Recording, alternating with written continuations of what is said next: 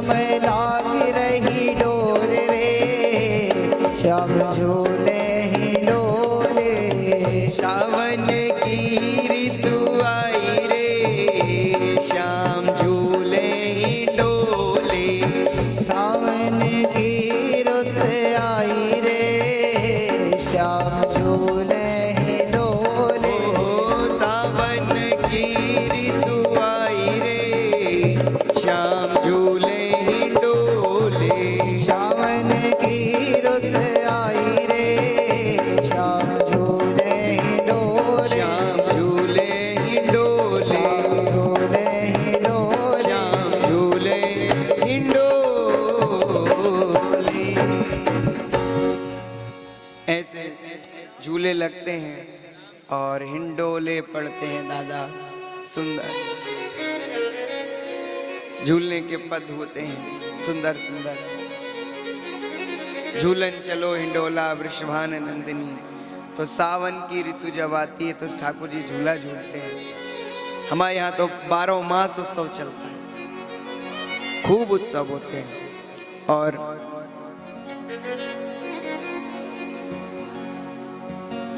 भगवान की सावन भादों की ऋतु बीती,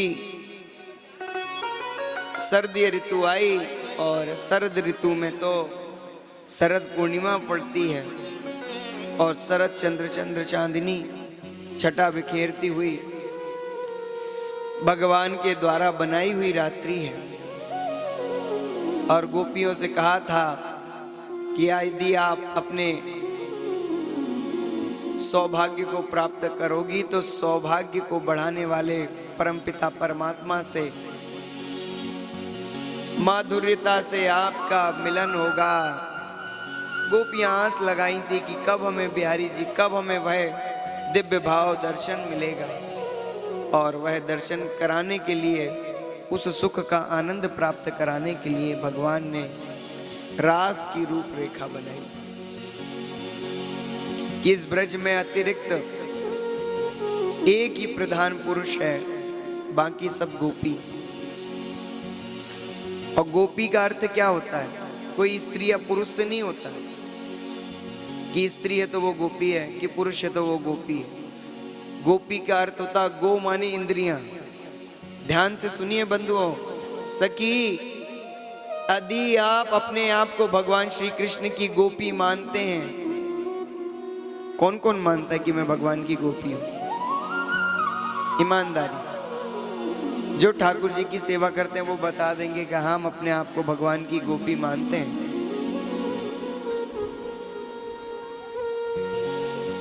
क्योंकि ओ मैंने सारे नजारे देख लिए, बस तेरा नजारा काफी है। मुझे चाह नहीं दुनिया भर की, मुझे चाह नहीं दुनिया भर की, एक तेरा नजारा काफी है। मैंने सारे सहारे छोड़ दिए, एक तेरा सहारा काफी है। ये भाव है गोपी का। गो माने इंद्रियां, गौ धन अपी संधि विच्छेद करें तो। इतनी तो व्याकरण सभी ने पढ़ी है। तो संधि विच्छेद करें तो गौ, गौ माने इंद्रियां, अपी माने अर्पित कर देना। जिसने अपनी संपूर्ण इंद्रियों को भगवान श्री कृष्ण को अर्पण कर दिया वो है गोपी। गोधन अपी गोपी, तो वो गोपी गोपनीय है कि मन ही मन सोचती रहती है। भगवान जो माखन चुराते थे ना, वो माखन इसलिए चुराते थे क्योंकि वो मन रूपी माखन होता था गोपियों का। ध्यान से सुनिए, भगवान को चोर भी कहते हो ना, तो भगवान उसी गोपी के यहां जाते थे जो अपनी संपूर्ण इंद्रियों को उस मन के मंथन में मथती रहती थी। आज माखन बना रही हूँ, कहीं आज मेरे घर कृष्ण ना आ जाए, और कृष्ण आ गए तो वो सखाओं को लेके आएंगे, बताइए मेरे घर पे कुछ बचेगा कि नहीं बचेगा, कितना माखन मैं बना रही हूँ, कर के रूप में देना है। और कृष्ण आए, अगर वो पा गए तो क्या होगा, अगर पा लिया तो कोई बात नहीं है, तो हमारे ही, लेकिन ऐसे चोरी करके खाते हैं। और वो मथती जाती थी और कृष्ण कृष्ण राम के रूप रस की चर्चा करती जाती थी। श्री ठाकुर जी को याद करते करते, मंथन करते करते, भाई उसमें से जो नैनू प्रकट होता था, जो मक्खन प्रकट होता था, वह प्रेम तुल्य हो जाता था। और भगवान तो प्रेम के से ही मानने वाले हैं, प्रेम की ही भूखे हैं। भाव का भूखा हूं मैं, भाव ही एक सार है, और भाव से यदि मुझको भजो तो भव से बेड़ा पार है। तो बस वो गोपी मथते मथते, चिंतन करते करते, कृष्ण कृष्ण रूप का चिंतन करते करते, आएंगे तो कैसे, क्या करूंगी, क्या होगा क्या नहीं होगा, मेरे भांड बचेंगे कि नहीं बचेंगे, मेरी सास के जमाने के इतने पुराने बर्तन कहीं फोड़ ना दे, वो कृष्ण अगर फोड़ दे तो अगर मैं गुस्सा आ जाए तो कहीं मैं उनको मार ना दूं, कैसे पकड़ूंगी, क्या करूंगी, कृष्ण आएंगे कि नहीं आएंगे मेरे यहाँ का। तो मथते मथते मन का प्रेम भाव, मथते मथते प्रेम रूपी मक्खन प्रकट होता था।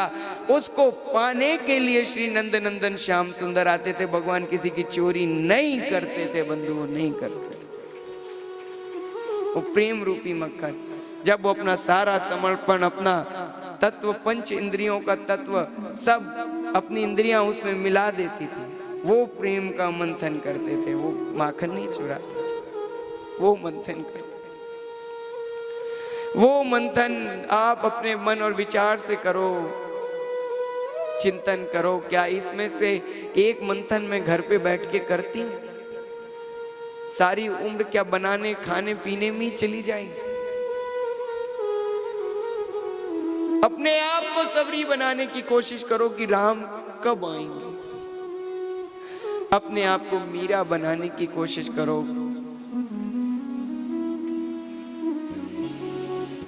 मेरे गिरधर गोपाल दूसरो न कोई, मेरे गिरधर गोपाल दूसरो न कोई, जाके सर मोर मुकुट मेरो पति सोई, जाके मुझर मोर मुकुट मेरो पति सोई।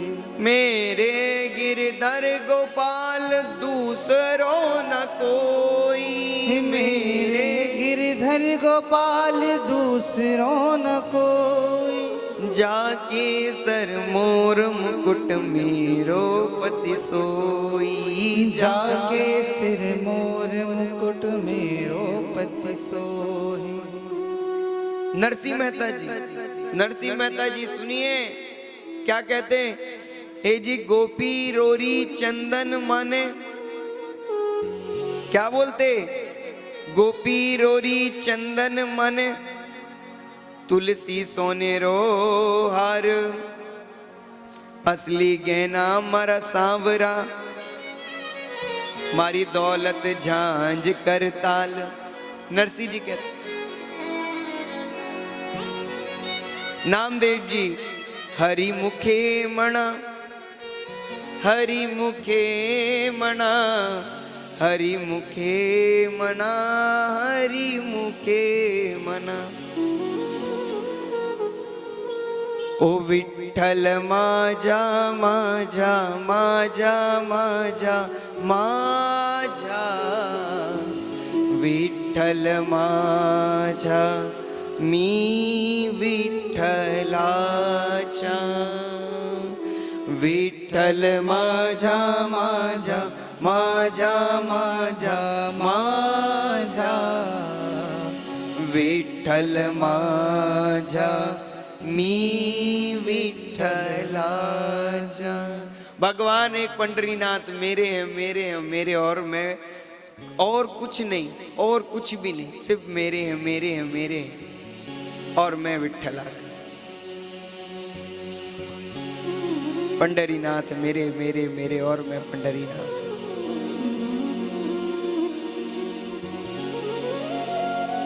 ठाकुर जी रे देर हो सकती है आने में। ठाकुर जी का वैकुंठ थोड़ा दूर है। असा काई करे देवा दूर तुझा गाव रे, असा काई करे देवा दूर तुझा गाव रे, पंढरीच पांडुरंग बिगी बिगी धाव रे। डगमग डोले माझी पाण्यावरी नाव रे, डगमग डोले माझी पाण्यावरी नाव रे। इस भवसागर से उभारने वाले वही हैं, वही आएंगे। डगमग डोले माझी पाण्यावरी नाव रे, पंढरीच पांडुरंग बिगी बिगी धाव रे। ठाकुर जी जल्दी आओ। मानो गोपी भी ऐसे ही कि अपने गो तत्व संपूर्ण इंद्रियों को अर्पण कर देती है, संपूर्ण इंद्रियों को अर्पण कर देती हैं। जब भगवान के आगे समर्पण कर दिया, श्रवणम कीर्तनम विष्णु स्मरणम पाद सेविनम अर्चनम बंदनम दास्यम